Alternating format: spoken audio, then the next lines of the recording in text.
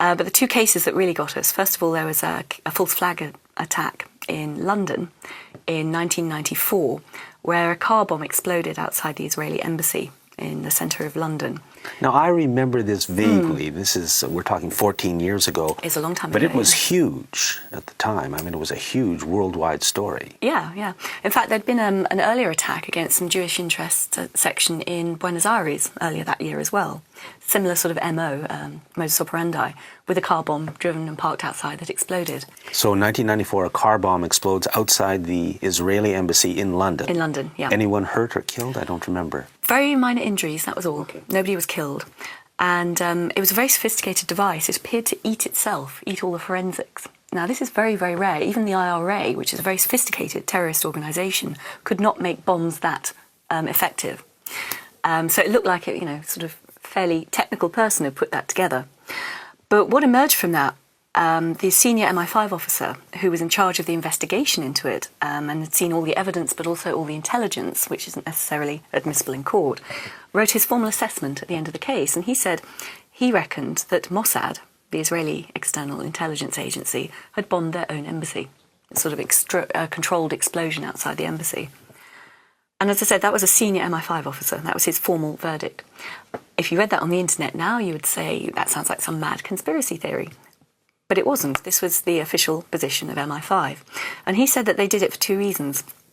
One, they were always hassling MI5 for increased security around their embassy and other interests in London. Because, of course, London had a reputation of giving safe haven to Arab dissidents from around the world at that point. And MI5 kept saying, well, there's no reason to increase the threat assessment. You don't need extra protection. So letting off a controlled explosion outside, of course, they immediately got what they wanted there. But crucially, two innocent Palestinians were arrested, charged and convicted of conspiracy to cause that attack. And they were very active in a Palestinian support network in London, political campaigning for the people on the West Bank and the Gaza Strip. And they were gaining some traction in the media. They were getting quite a lot of support. So by arresting these people and framing them for an attack and sticking them in prison, the whole network just shattered and hasn't got back on its feet to this day. So that would be a clear political advantage for Mossad to have achieved in London by framing these innocent people for an attack which was carried out by Mossad. Where are these two people now? They're still rotting in prison. So they've been in prison for 14 years. Yeah, and they both got 20-year sentences. They both proclaim their innocence. They will serve the whole sentence. And it was a young woman called Samar Alami who's had a breakdown since this case, for obvious reasons, and a young man called Jawed Botme. And they were found guilty of conspiring to cause the attack, not actually doing it. They had cast iron alibis. But the linkage was a mysterious figure who was known as Raider Maghrabi.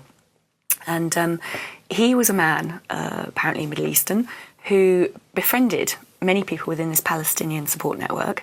And Jawed Botme knew a little bit about second-hand cars. So Raider Maghrabi asked him to go along to an auction and help him buy a second-hand car. So Jawed did. This was the car that was used in the explosion. This was the linkage that pulled these Palestinians into the case. And of course, during the investigation, Raider Maghrabi just disappeared. So the speculation would be that actually this guy was a Mossad person.